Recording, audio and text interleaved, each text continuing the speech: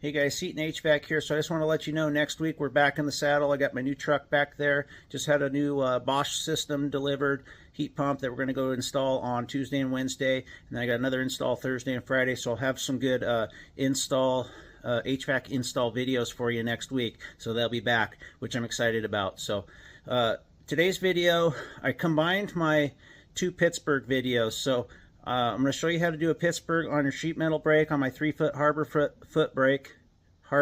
Freight brake, if I can speak it right, and then also how to do it with my hands with just my bar fold. So a lot of guys have been asking me, how do you do a field Pittsburgh without a Pittsburgh? So this will let you guys know, and it'll put the videos up top so you can see them. So how to do Pittsburgh with your brake, just a sheet metal brake, how to do it with a bar fold with just your hands. So enjoy, guys. Hey guys, Seton HVAC here. So I've been meaning to show you guys how to make a Pittsburgh seam with just a sheet metal brake. I'm going to go over that with you here today. So if all you have is this $200 brake I got from Harbor Freight, you can make professional looking Pittsburghs and make your fittings properly. Some of the tools you're going to need, obviously your basic tin snips. You need a rubber mallet, rubber hammer. You need your scribes. You need one that'll go past 1 inch. On my brake, I need to be able to scribe 1.5 inches, so you'll need that type of scribe there that's adjustable. You get your basic scribe that goes from 1 inch down to 1/4 for all your basic scribes. Bar fold, a regular hammer, and a screwdriver. These are the basic tools that you'll need to make this Pittsburgh joint for sheet metal transitions, sheet metal rectangular duct. Anytime you want to make a professional finish, and not do what I see some guys do on the internet, where they make just an S lock joint. That doesn't look very good, especially if you're going to leave it exposed. If you're wrapping it, yeah, seal it, wrap it. It doesn't make a bit of a difference. But if you're doing something exposed and you want it to look nice, make a Pittsburgh. It looks the best. So let's grab these tools and let's get started. Okay guys, well, let me show you how you start this. So let's do like a real job scenario here. I need a 20.5 by 15.5. I used weird dimensions on purpose to show you that you can do this in the field. I need a 20.5 by 15.5 piece of duct, 12 inches long. So first thing you want to do is you want to figure out, okay, what do I need to do for my stretched out pieces? Now, stretched out pieces means that you are... Okay, I got distracted for a second. So so what you want to do is figure out what your stretch outs are. And if you're in the field, you're on a standard 3-foot brake, you're going to have to do it in 4 pieces. Now, pretend this is a weird transition you need for a gas furnace change out or an AC add-on or something. These are just dimensions used to show you the basics. So what you want to do, and I have to do this with my Harbor Freight brake because 1.5 inch Pittsburgh works better. A standard stretch out on a Pittsburgh machine, if you buy one of those $5,000 machines, is 1 inch for the Pittsburgh, and then you're putting a 1/4 inch male in, to go into the Pittsburgh pocket. In my scenario, it's going to be 1.5 inch for the Pittsburgh, and then 1/2 for the male that goes inside the Pittsburgh. So I always like to do the Pittsburgh on the sorry guys, I keep getting distracted by pets and kids and whatnot. Let me know if that makes sense to you. Adding the 1 inch for the I call it the pocket side. It's the side with the 1 inch. It's gonna, or the 1/2 inch. It's gonna get bent up on each side. And then for this one, you want to scribe out your 1.5 inch for your Pittsburgh side, your Pittsburgh seam that you're going to make with just your hands and a brake. It's important to note, you want to only draw your line for the Pittsburgh on the outside, because you do all your bends from the outside. The only reason this 1-inch line is here for your duct connection is just so you can notch it from this side. You know, then you're drawing this line on the other side. You don't need to. So, and you do this at about I call it a 70 degree, maybe a 60 degree notch that way, and then you notch kind of like that. You get a feel for it as you work with the stuff. Then I'll show you how you cross break it first. Bend this up with just a rubber mallet in your brake for the most part. Mine's kind of tough to do, but I've been able to figure out how to do it. If you have a better brake than what I have, it's gonna be a lot easier for you. I'm just trying to show you how to do it so it can save you from having to buy a Pittsburgh, because they're spendy and not everybody has room for them either. You can take this Harbor Freight brake with you into the field and do all this. So, and the same thing with this side. You're just going to cut it about 70 degree. This one's pretty straightforward. This stays just the way it is, and then you're going to bend these up at a 90 degree. Now, if you're doing a S and drive, obviously, you know, just build the duct first. It's kind of easier, and then just take your bar fold, and then you can bend your drive ears over after you already have this all hammered together and done. Really nice way to make this stuff look professional with minimal tools. Very inexpensive tools at that. So I'll be right back, and I'll show you how to notch this up and build this thing. All right, guys, so we're back here. I'm going to show you how this gets notched. So if you take a look at this real close, so yeah, it's about I'd call it a 75 degrees, 60 to 75. It doesn't matter that much, but that's how you want to notch your corners. So we have our 1.5 inches here for our. Let's turn them the other way. It's a little easier for you to see. And then always put your dimensions. Or not dimensions, always put your side that is. So this is our inside, and I said that wrong. So this is our long side, okay?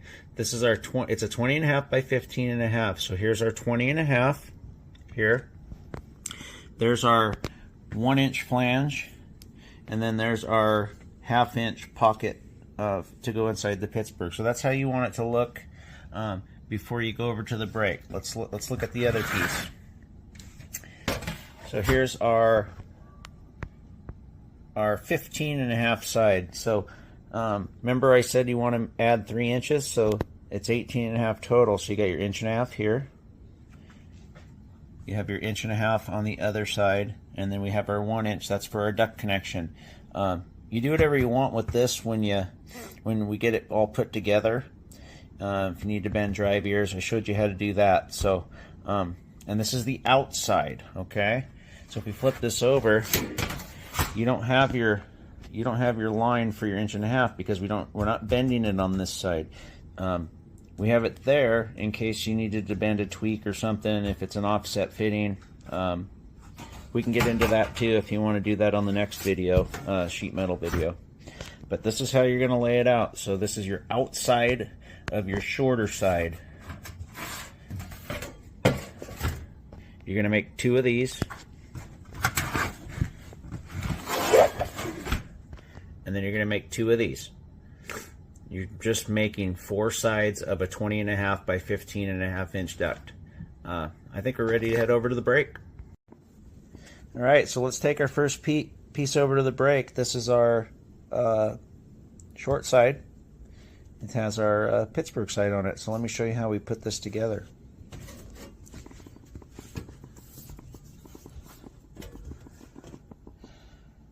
So first thing you want to do is stick the whole piece inside, like so. Put it right up to the line. Okay, see that? And then you want to grab your rubber hammer right here. And all you're going to do is just tap that over.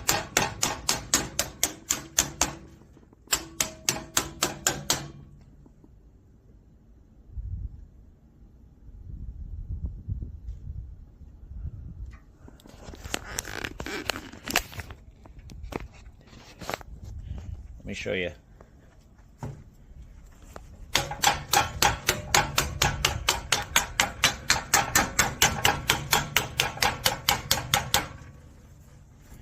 Okay. Then what you do is take your brake and bend it up. Okay. Like that. Okay.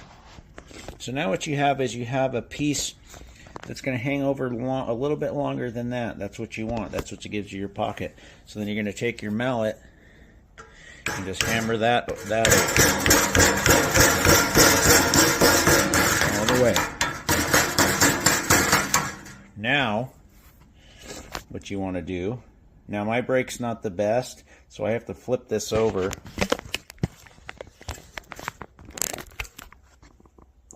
So I have to pull it out of the brake, flip it over, and then all you're going to do is just push your brake down.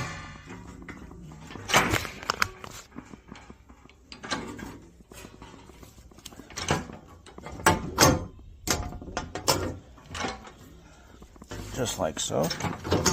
Then you can flip it over and finish it off.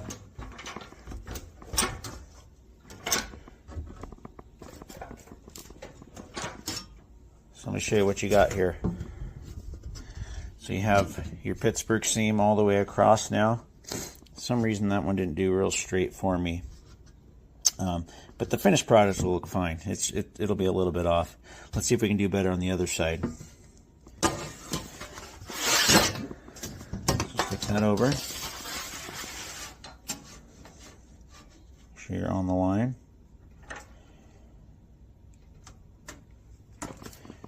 Rubber mallet time. Bend it all the way over as far as you can.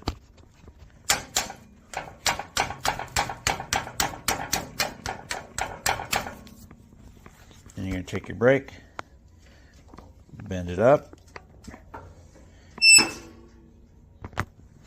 take your mallet again, and lay that down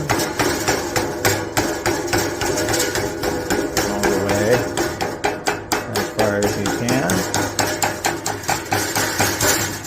Okay, that looks a lot more even that time. I just probably was in a rush on the first one. Then flip it around. Stick that end in and hammer it down. Now you have a perfect Pittsburgh all the way across. See that? So now that piece is prepped. You do this twice and you have two sides to your fitting. Let's go grab the other side and let's make the pocket side. Okay, so now we have the pocket side here. This is the part that goes inside the Pittsburgh. We got our 1/2 inch there. Let's bring it over to the brake and let's show you how that's done. We don't need that anymore for this video purpose anyway. So let's go over. One thing I didn't show you is the cross braking. So let's do that first. So all you do is you meet your intersection on the one side of your two dimensions, your 1/2 and your 1, and then you bring your other side over there, and then just give it a little bit of a bend with your brake, and then do the opposite corners, and you just put an X in it. What this does is stiffens the duct up so it doesn't tin can make noise when the blower of the equipment comes on. So same thing, tighten it down, and then just give it a little bend and give it a little crease. And you see what that looks like, just like so. Then all you're going to have to do on this piece is just bend your two ends up 90 degrees. Really simple. You can do it by just putting that in. You can slide it all the way. It doesn't really matter. For ease of video, I'll just slide the whole thing in and put it on the 1/2 inch. Like so, and then just go to 90 degrees with your brake. Pull it out, and then you get your other side on the line there. Bring your brake down, and then you're just going to bring the whole thing up 90 degrees. So, you see that? 90 degrees on both sides. That's your 1/2 inch. Let's go back over the table for some assembly. Okay, so we're back for some assembly. So all you're going to do is take your Pittsburgh side there. You got 2 of these, 2 of these. And all you do is put your 1/2 inch inside of there, like so. And then take your regular hammer, and you're just going to beat that over.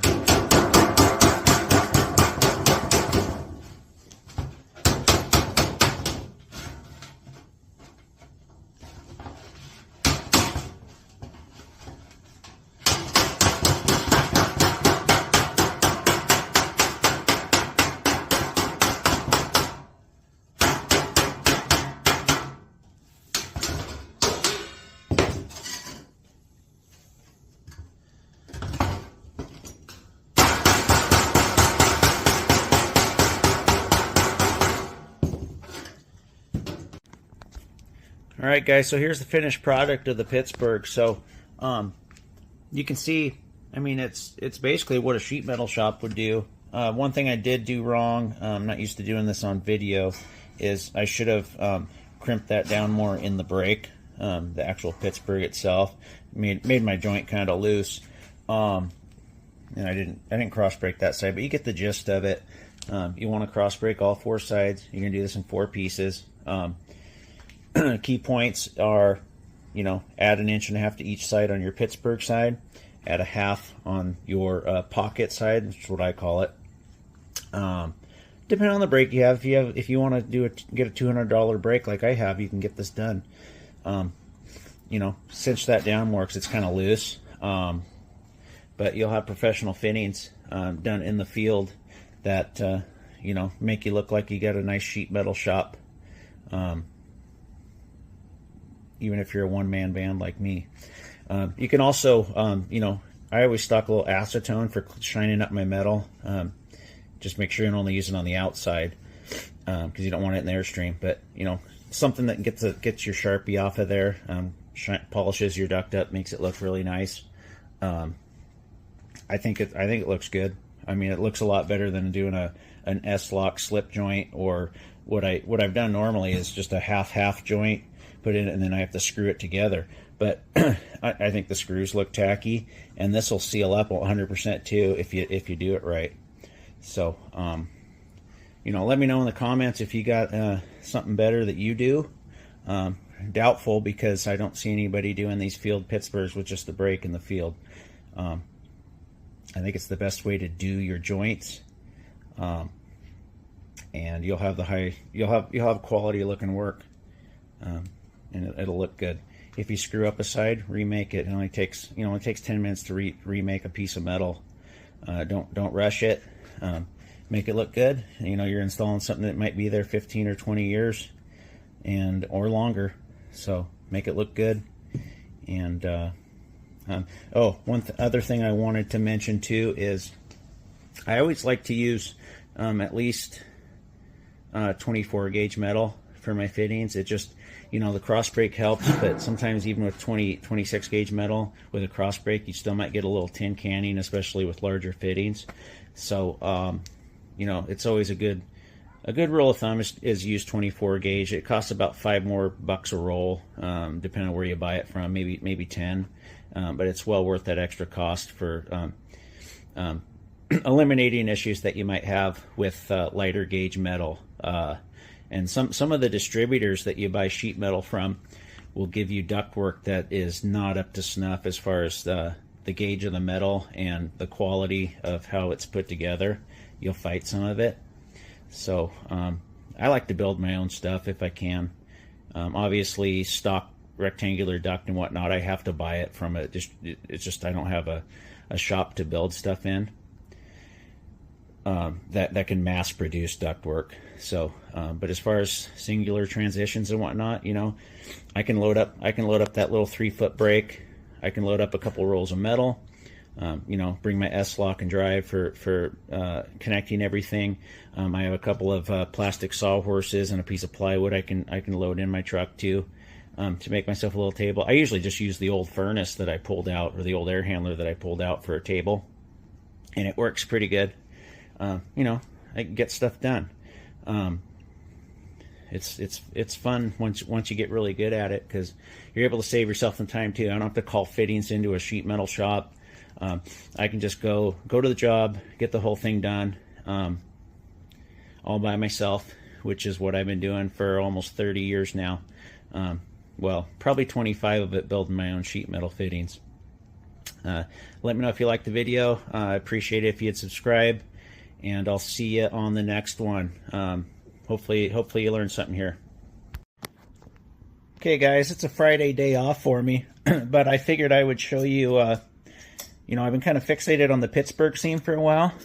I want to show you guys how to make it with just your hand tools. No brake or anything. You can make this on site.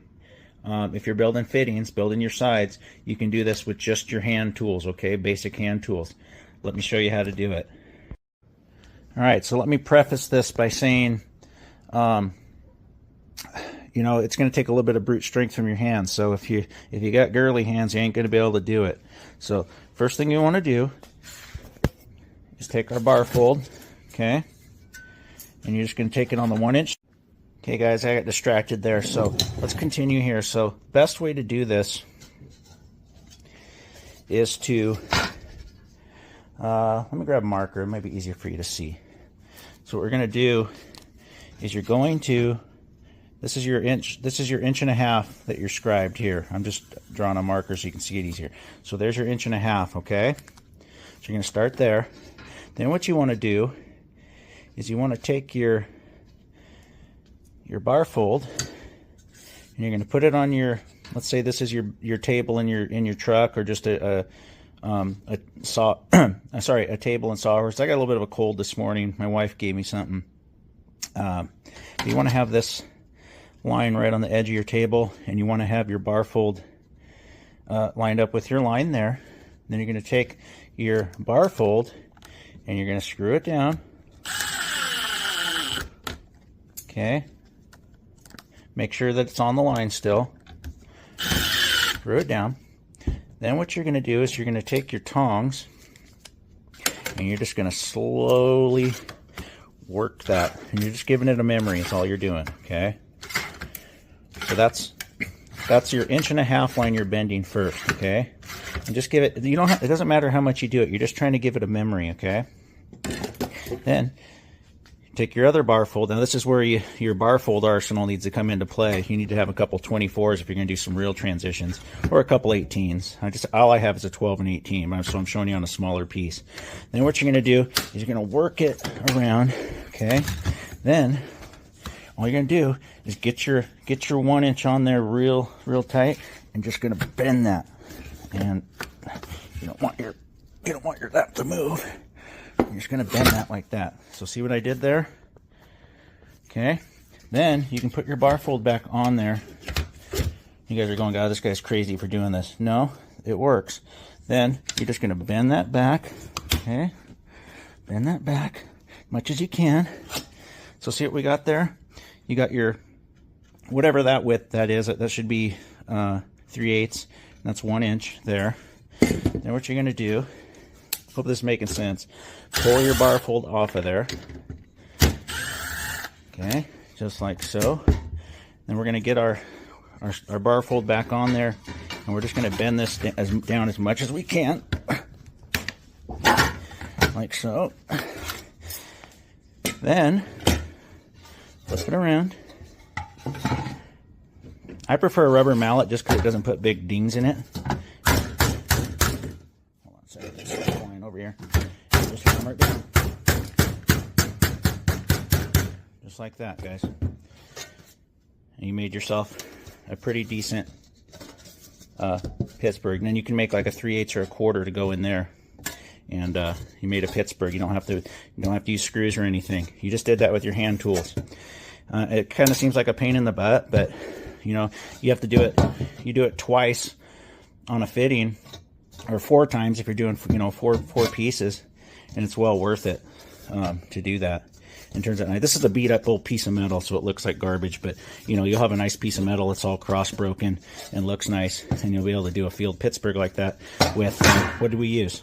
For a field Pittsburgh with 2 bar folds, your scribe, a rubber mallet, and your drill, just to screw down the just to screw your your bar fold down while you're doing it. So pretty nice. I'll do a better one later. This is, like I said, it's our day off.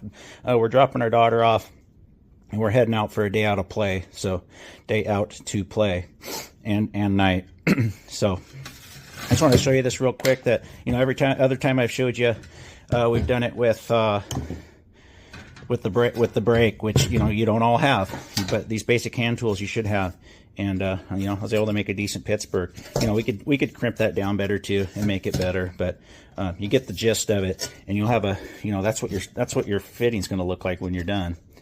Actually, let's bend a pocket over real quick, just so I can show you what that looks like. So let's, you know, just use the 3/8 side of your bar fold for your other side.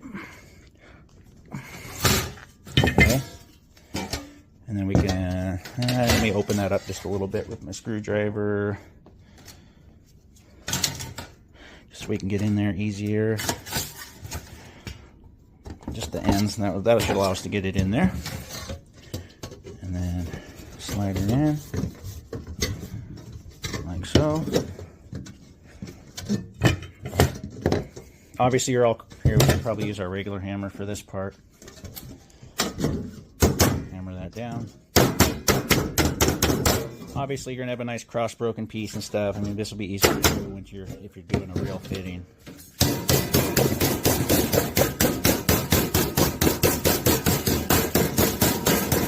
Sorry about the rattling.